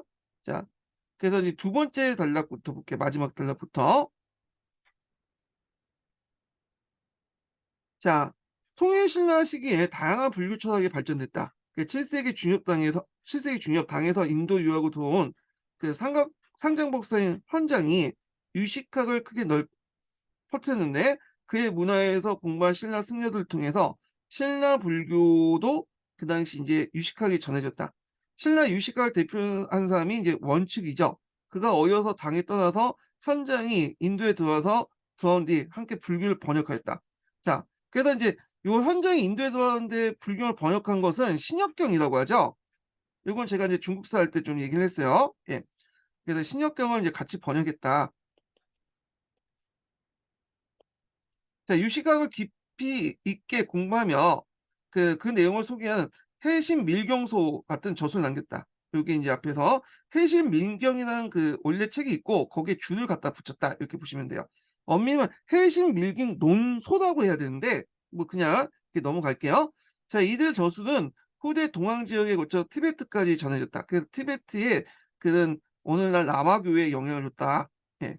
그 원칙은 줄곧 당에서 활동했으나 그의 가르침을 받고 들어온 유학생들을 통해서 학문의 업적이 신라 불교로 전해져 유식학이 크게 발전됐고요. 그래서 이제 세월진 학문이 법상종이죠. 예. 그래서 원칙을 시조로 해 가지고 그의 제자들이 만든 것이 법상종이다. 이렇게 이제 보시면 되고 그 위에 이제 하원종과 법상종이 있으니까 한번 덧해서 이것도 한번 읽어 보세요. 예. 자 유시각이 전해진 시기와 비슷한 시기에 하원업도 이제 신라에 전해졌다. 의상이 그 중심 인물이었고 의상은 당의 지원 문화에 수학했고 지원 사후에 당에서 수행하고 있었다. 그런 중 당의 신라를 침공할 기미를 보이자 이걸 알려주기 위해서 문무왕이 알려주기 위해서 기욱해서 이를 알렸다. 그래서 여기에서 볼 수 있듯이 이게 의상의 이제 그 일단 불교가 호국불교적 성격을 띠고 있다는 걸 알 수 있죠. 요 관련된 해석은 제 해석이 아니라 그 뿌셈에 있어요. 국부셈에 그 내용이 있거든요. 예. 자 이후 이제 부속사에서 하엄학을 강의하고 제자들과 함께 수행을 심었다. 자 문무왕이 의상에게 토지와 노비를 하사하며 크게 지원했다. 그러나 이제 승려를 무소유로 지향 어 의상은 무 승 의상은 승려는 무소유를 지향하며 불교의 가르침에게 모두에게 평등하다는 이유를 거절했다. 그래서 여기에서 알 수 있듯이 나름대로 왕권과 나름대로 좀 약간 거리를 뒀다는 거야. 물론 인제 그 사상 자체는 전제 왕권을 강화시키려고 했지만 그 실제 생활에서는 문무왕 같은 왕권하고 좀 거리를 뒀다. 이렇게 이제 해석을 할 수 있는 부분이야, 요 부분이.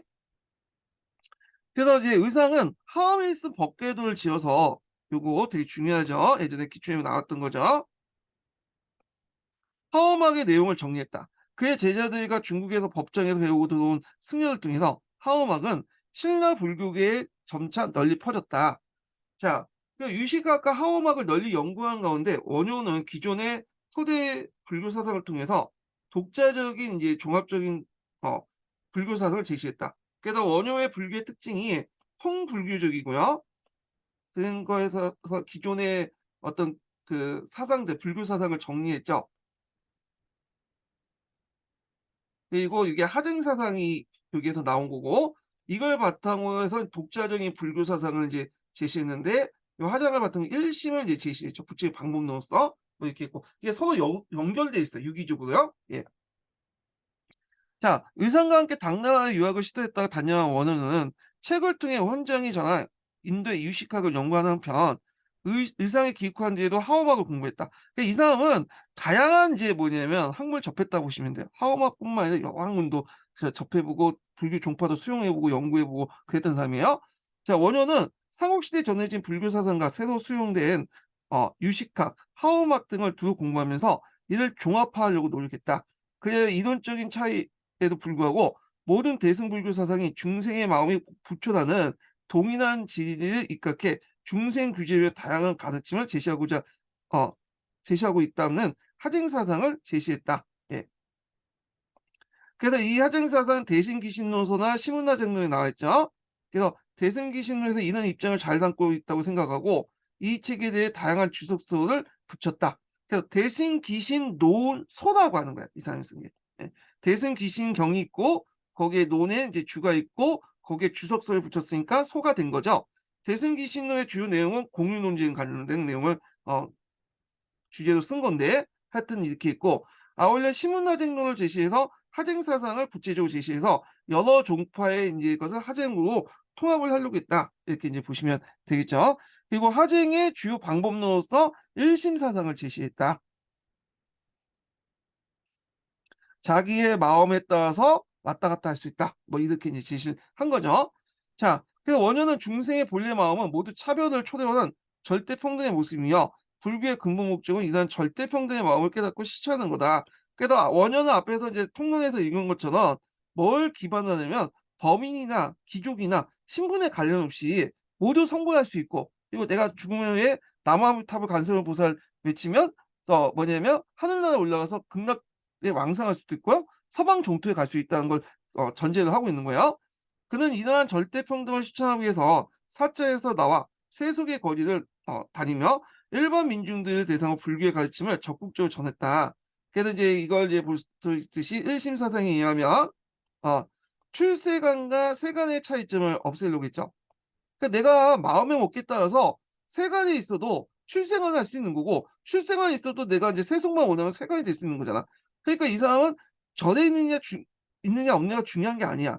그래서 인제 마을 거리에 나와 가지고 이게 세속의 거리를 다니며 뭐냐면 활동했던 거고 이때 불렸던 것이 아무 꺼리낌 없이 노래를 불렀다 무예가라는 걸 해서 불렀다 이렇게 있어요. 그래서 이제 만년엔 출세가 세속인데 구별까지 넘어서 삶을 살기 위해서 한속됐다.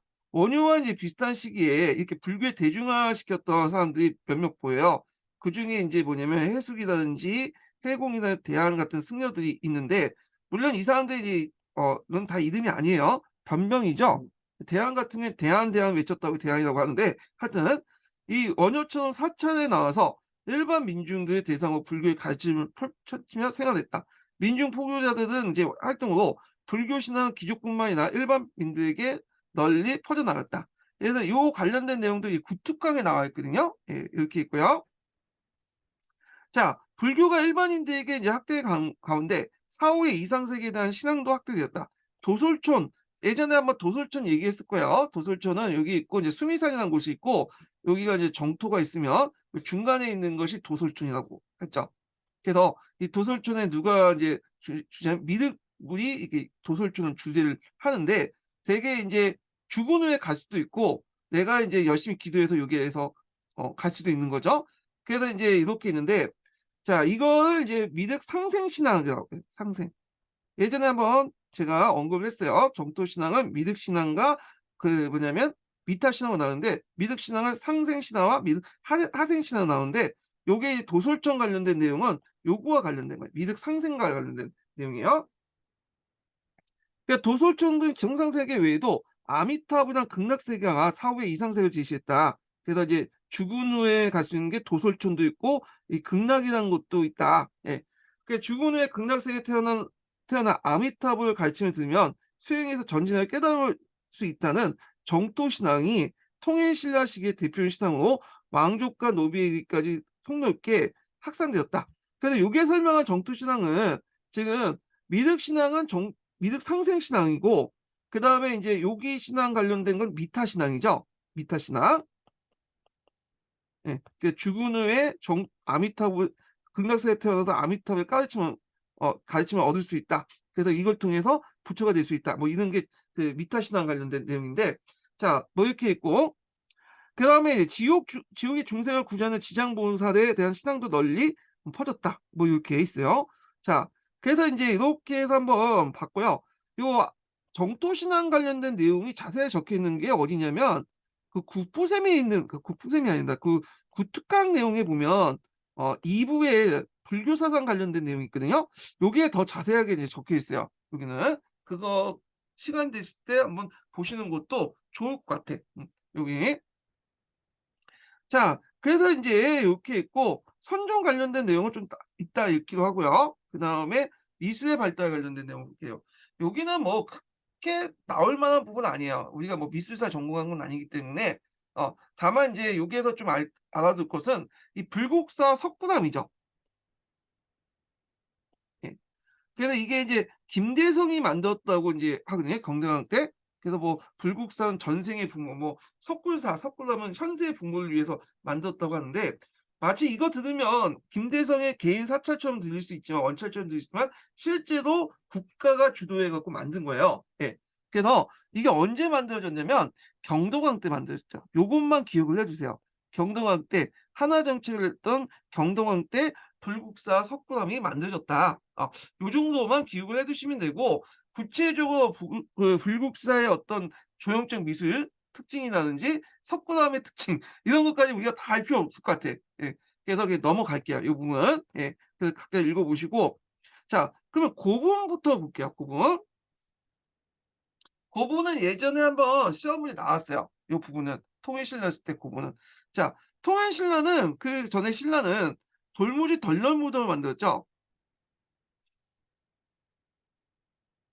행렬식 석실분이라 해서 되게 어마어마한 큰 것을 만들었다고 했잖아요, 4 세기, 6 세기 때. 근데 이 버프망 때부터는 뭘로 바뀌냐면 불식 돌방 무덤으로 바뀌어요. 이게 통일신라 시대까지 쭉 지속이 되는데요. 자, 그래서 고분은 통일신라 시대에 오면서 그 양식이 변해서 그 종래 돌무지 무덤, 이게 돌무지 무덤은 좀 약간 저 맥족돼 있었던 이제 무덤, 고구려식 무덤이라고 이제 약간 그런데, 돌무지 무덤은 무덤이죠. 예, 돌을 덮었으니까. 정확한 무덤은 명칭 돌무지 덜널 무덤이라고 해야지 좀 약간 정확한 것 같은데. 자, 하여튼 대신 새롭게 구식 돌방 무덤, 행렬식 석실본, 그 고구려나 신라 시대 때 썼던 무덤 양식이죠. 그리고 이제 6 세기 이전에도 지방에 이제 신라 지방의 서역가들이 구식 돌방 무덤에 묻혔어요. 예, 하여튼 이렇게 했고, 자, 이는 분모 제작이 전보다 세련됨을 나타난다. 뿐만 아니라 인제는 이거 예전에 시험에 나왔던 건데, 자, 무덤의 봉토 주위에 둘레돌을 세우고요. 호석이란 둘레돌 있고, 그 둘레돌에 이제 12지상을 조각하는 양식이 생겼으며, 자, 그리고 이제 그 앞에다 문무상을 또 세우죠. 그 대표적인 것이 김유신 묘, 성덕왕녀, 그래서 계등이라고 이제 추정한다. 요 관련된 내용이 예전에 객관식 기출문제에 한번 나왔어요. 예. 그래서 이제 특히 성덕왕릉과 계릉은 12지상뿐만 아니라 이 문무인상까지 석사관까지 갖춰서 통일신라 시대 때 분모 형태였다. 그래서 이런 통일신라 시대 때 만든 무덤이 후에 인제 고려나 조선시대까지 연결되죠. 예. 그래서 고려시대, 조선시대 때 이제 왕릉급 무덤이나 아니면 뭐 지배층 사대부 무덤은 대부분 이런 양식에 의해서 만들어져요. 예. 그래서 요런 것들이 통일신라 시대의 무덤이 후에 영향을 미쳤다. 그래서 통일신라 무덤 관련된 내용이 예전에 한번 기출문제 나왔으니까 한번 기출 문제 풀면서 한번 더 확인해 보시고요. 자, 천재교과서 내용을 좀 볼게요. 천재교과서 56 페이지 내용을 보겠습니다. 천재교과서가, 이거 어딨어 이거. 네. 자, 천재교과서 이제 56 페이지 보면 요게 인제 통일신라 시대 때 이제 그런 불교 미술이라든지 건축 예술이라든지 이런 것들이 있거든요. 과학 기술. 요거 한번 이제 같이 읽어 볼게요, 여기. 예. 그래서 한번 보겠습니다. 자, 통일신라 때 대표적인 사찰은 불국사 석굴암이다. 불국사는 조화와 균형 속에서 불국토를 표현한 사찰로, 불국토라는 것은 부처님의 인연이 있는 나라, 신라를 의미하는 거죠. 자, 사찰로 경내에 들어가는 돌계단인 청운과 백운구는 직선과 곡선을 조화시켰다. 석굴암은 원래는 석굴사라고 독립된 사찰이었지만 지금은 사찰은 남아있지 않고 암자만 있죠. 그래서 지금은 이제 불국사의 부속 암자로서 남아있어요. 그래서 중국의 석굴사원 양식을 보통 인공석굴이야. 이게 좀 눈여겨볼 게 뭐냐면 중국이나 인도에도 석굴사원이 있어요. 근데 중국과 인도는 천연동굴 이용해 갖고 만드는 석굴사원이거든요. 근데 우리나라 석굴암은 인공석굴이야. 예. 그래서 천연동굴이 아니라 인위적으로 만든 석굴사원이다. 이렇게 보시면 돼요. 그래서 직사각형의 전실과 원형의 주실로 두 부분이 구성되어 있으며 아름다운 비대와 군형의 조화면을 보여주는 세계적인 걸작이다. 이렇게 이제 보시면 되고요. 자, 그다음에 통일신라 궁궐 유적은 남아있다. 남아있지 않다. 그러나 그 궁궐에 딸린 연못으로 추정되는 경주 동궁의 월지 및 연못 인공성 구릉 등이 구성되어 뛰어난 조경술을 보여주고 있다. 그래서 이제 여기가 이제 그 경주 동궁의 월지거든요. 예. 그래 갖고 신라 문무왕 때 이제 조성된 인공 연못으로 이제 구성되어 있는데, 그래서 이제 이게 암암리인가 하여튼 무슨 이름을 까먹었는데, 하여튼 예전에는 이게 인공 호수인지 모르고 그냥 버려져 있는 조그만 호수였다고 그래요. 예. 그러다가 나중에 인제 이게 경주시대 때 월지라는 걸 알게 되고 요게 물을 다 빼 가지고 한번 봤더니 요게 이제 여러 가지 유물이나 유적 같은 것들이 발견됐다고 하죠. 예. 주사위나 뭐 이런 것들. 예. 이게 예전에 뭐라고 안납치인가? 하여튼 뭐 그렇게 불렸어. 이제 이름을 정확히 이제 기억이 안 나는데. 자, 그게 있고 그다음에 발해를 보면 발해 궁궐토가 사찰터는 발해 전역에 강범위하게 남아 있다. 오랫동안 이제 수도였던 상경은 당해 당한을 본떠 만든 거대한 도성이었죠. 그래서 이제 최근에 이제 중국에서 이 상경을 복원시키려고 상당히 노력을 하고 있거든요. 예.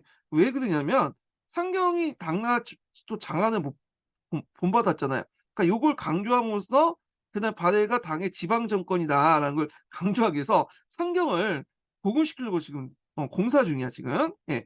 하여튼 외성을 쌓고 남북으로 주작도를 내었으며 궁궐과 사찰을 세웠다. 자, 궁궐 건물에서 온돌 장치가 발견됐는데 이 온돌이라는 것이 보통 이제 그 당시 북방에 있는 맥족이나 예족 계열의 인제 그 난방 장치거든요. 그러니까 이게 발견됐다는 거는 이 발해가 고구려 계승국가라는 걸 보여주고 있잖아요. 그래서 이제 동북공정의 반발 내용 중에 이 온돌 사용도 들어가 있어요. 자, 하여튼 있고 그 온돌 장치에 발견되어 고구려 문화를 계승했음을 확인시켜 줬다. 그러니까 궁궐토에는 많은 사찰이 있는데 주로 높은 단을 쌓고 그 위에 금당을 짓고 좌우 건물을 배치하는 형식을 취하고 있다. 자, 통일신라 시대의 석탑은 주로 삼축탑이 이제 기본이죠. 예전에 그랬죠. 이중 기단을 만들고 그 기단을 만든 다음에 3층으로 탑을 쌓는 것이 뭐냐면 정형적인 양식이죠. 그러니까 대표적인 게 이제 감은산시 3층 석탑이죠. 이 경주에 보면 감은사라고 인제 사찰이 있죠. 지금은 남아 있지 않지만 터는 있죠. 그래서 동탑, 서탑 이렇게 있는데, 그래서 이 감은사 같은 경우에는 또 호곡불교하고 연결돼 있어요. 그래서 이제 문무왕이 죽을 때 화장을 시켜 달라고 했잖아요. 그래서 내가 동해에 뿌려 달라고, 동해의 용이 되겠다고. 그래서 이제 대왕항이라는 곳에 뭐냐면 뿌려 줬는데 대왕항 맞은편에 만든 게 감문사야. 그리고 이 용이 됐으니까 용이 요쪽으로 인제 들어갈 수 있는 통로를 만들어 줬어요. 그래서 이 감은사에 있는 탑이 두 개가 있다. 그래서 이거 다 이제 호흡불교하고 연결돼 있다. 이렇게 보시면 될 것 같아요. 자, 그다음에 이 밖에도 복잡하고 균형 잡힌 광주 불국사 다복탑과 그다음에 그 독특한 모양의 구의 하운사 사사자 3층 석탑이 있다. 자, 신라 말기에 들어가면 인제 선종이 보급되면서 선종 같은 경우에는 화려하고 뭐 조형적인 거고 건축적인 것들을 되게 강조하지 않아. 불성을 강조하다 보니까. 그러다 보니까 이런 것들이 조형 미술이 쇠퇴하거든요. 탑도 마찬 탑도 예전에 거대하게 지었는데 이게 중요한 게 아니죠. 그래서 다만 이제 탑의 목적이 어떤 부처님의 사리를 모시는 거나 어떤 상징적인 의미잖아요. 그렇기 때문에 이게 뭐냐면 탑을 좀 작게 만들죠. 그래서 승탑을 만들어요. 이 승탑의 주요 목적은 고승이 죽으면 이 고승의 뼈를 추리거나 그다음에 여기 뭐냐 사리들을 모셔 놓는 것이 승탑이야. 규모가 되게 작아요. 예. 자, 그 발해 석탑은 영광탑이 대표적이죠. 요 영광탑이 있죠. 그 전탑으로 인제 구성이 되는데 전탑은 앞에 얘기했지만 이제 벽돌로 만든 탑이에요. 그 탑 하단엔 지하 무덤을 갖춘 독특한 양식을 띠고 있다. 이렇게 있고요. 자, 그다음에 인제 뒤에 넘어가서 불교 미술과 공예에 관련된 내용을 보는데 자, 통일신라의 발기 그 통일신라 발해에 모두 불교가 융성하여 불상이 많이 제작되었으며 통일신라 불상은 뛰어난 균형미를 보여주고 있다. 석굴암의 보존불과 보살상은 최고의 수준을 자랑하다. 자랑한다. 대표적인 발해 유물은 상경성 내의 흑룡사의 발해 석등가. 요 발해 석등이 있죠. 이 발해 석등은 상당히 커요. 이게 6m가 넘는다고 하죠. 이게. 그래 갖고 이건 이제 어떤 특징이 있냐면 고구려의 어떤 독자적인 양식을 강조할 때 요 발해 석등을 자주 강조를 하고 있거든요. 예. 그다음에 고구려 양식으로 보이는 이불병자상 요것도 예전에 기출문에 나왔던 거죠. 전에 보여드렸던 거고 대부분 불상을 흙으로 만든 후 건조하거나 구워낸 것이기 때문에 단단하지 못하며 완전한 형태가 남아있지 않다. 그래서 대개 이제 발해 인제 그 불교는 어디에 영향을 고구려의 영향을 받았다. 불상이 나오거나 석등이 나왔다 하면 다 고구려 양식이야. 예, 이런 것들은. 자, 그다음에 넘어가서 인제 범종 같은 게 있는데 선덕대왕 신종이 되게 유명하죠. 그래서 맑고 장중한 소리와 아름다운 비천상 무늬도 유명하다 하는데 요게 경동왕 때 만들기 시작해서 그다음에 회공왕 때 완성했다고 인제 알려진 건데 중요한 건 우리는 인제 뭐 성덕대왕 신종이 뭐 이런 것들이 이제 뭐 건축미적인 어떤 내용보다는 이게 의미가 중요해. 이게 정치적 의미가. 이게 만든 게 뭐예요? 앞에다는 친치. 예. 친지. 친한 치다. 친구할 때 친자 있잖아. 그래서 친치라는 것은 이제 뭐냐면 혈족 범위를 상당히 줄여서 자기의 인제 혈족 범위를 할아버지 때까지만 뭐 1 굴로 보고 나머지는 다 2 굴로 인제 배제하는 거잖아요. 그래서 독점을 하겠다 권력을. 이런 것들이 나타날 때 상징적인 인제 기념물로서 성격대왕 신종을 인제 강조하는 거죠. 성격대왕을 기점으로 해서 우리가 진짜 뼈다귀다. 1 굴이다. 이런 것들을 강조하기 위해서 이렇게 했던 거고 자, 그다음에 과학기술의 발달해 볼게요. 자, 불교가 도입되면 불교뿐만 아니라 불교와 관련된 천문학이라든지 건축 양식이라든지 이런 것도 같이 인제 들어오게 돼요. 예. 그래서 이제 요 관련된 내용을 좀 볼게요. 통일신라 시대엔 천문학이 발달했는데 정밀한 수학 지식의 이 석탑과 건축에 활용됐다. 발해에서도 일본으로 향하는 천문을 담당한 기술자가 동행하는 등 천문학이 널리 보급되었다. 그래서 이제 불교가 보급됨에 따라서 대량의 불경을 인쇄하기 위해 목판 인쇄술과 제지술이 발달됐는데 특히 이제 경주 불국사 삼층석탑에서 발견된 무구정강 대다라는 있어요. 이거 되게 유명하죠. 이게 왜 유명하냐면 이게 최초로 목판 인쇄물이에요. 그러니까 목판 같은 경우에는 중국에서 처음으로 만들었다고 이제 하거든요, 목판 인쇄 자체는. 예. 근데 인쇄물은 이게 남아 있는 인쇄물이 최초로 이제 남아 있는 게 최초인 게 무궁정강 대다라리경이야. 그 목판 인쇄물로 찍어낸 인쇄물로서 최초로 최고로 오래된 최초가 아니라 최고로 오래된 것이 무구정강 대다라리경이다. 지금 현존하는 그 최고죠. 그래서 인제 요게 상당히 의미가 있다. 목판 인쇄물로서 지금 최고의 인쇄물이다. 예, 최고 이렇게 최고라고 하면은 최대 오래된 인쇄물이다. 예. 그래서 최고 선조하는 최고의 오래된 인쇄물이다 이렇게 보시면 되는데 그래서 이게 현재까지 남아 있는 세계에서 가장 오래된 최고의 그러니까 최고라는 것은 오래된 의미예요. 오래된 의미의 이제 그 목판 인쇄물이다 이렇게 보시면 돼요. 근데 얘가 최근에 이것도 이제 중국 거라고 우기는 것들 있죠. 중국에서 이제 자기가 인제 만든 거를 신라에서 수입해 왔다. 그래서 이제 그 이유가 뭐냐 거기에 칩천 문자가 보인다는 거야, 칩천 문자. 칩천 문자 같은 경우에는 잠시 사용했던 문자, 측정무가 만들었던 문자라고 하죠. 그 때문에 이게 중국 거다 이렇게 우기는 건데 이게 무구정각 그렇게 될 수가 없는 게 무구정각 대다단경 자체가 뭐 당나무로 만들었어, 당나무. 예. 당나무로 만드는데 당나무는 신라에서만 그 당나무로 인제 종이를 만들거든요. 이게 이 중국 게 아니라는 거죠. 예. 자, 일단 무구정강 대다단경의 의견, 현재까지 남아있는 세계에서 가장 오래된 목판 인쇄술, 최고로 오래된 목판 인쇄술이다. 이렇게 좀 기억을 해 두시면 되고요. 자, 이 밖에도 금속 기술이 발달하여 통일신라에는 뛰어난 동종과 다양한 살이 장원구로 등이 생산됐으며 발에도 이제 금은기를 제작하였다. 이렇게 했고요. 여기 석고담 내부가 있는지 한번 보시고, 예. 그래서 인제 이렇게 해서 남북조 시대 때 뭐 이제 건축 예술 관련된 내용을 이제 봤고요. 다시 인제 바다사로 넘어가서 바다의 인제 그 외교라든지 그다음에 정치 이런 것들을 좀 볼게요. 앞에 있는 내용하고 많이 겹쳐 있긴 하는데 한번 보겠습니다. 이게 같이 묶어서 좀 얘기를 하지 이게 왔다 갔다 해 이게. 예. 그래서 이 앞부분에 제가 좀 설명한 부분도 많아요. 이게 앞부분에 좀 설명하다가 이렇게 정치사 좀 설명하고 했는데 여기에서는 무항과 문항 관련된 내용이 있거든요. 한번 쭉 읽는 식으로 인제 진행을 할게요, 요거는요. 예. 그래서 요거는 어 지금 좀 쉬었다가 이제 진행을 하겠습니다. 예.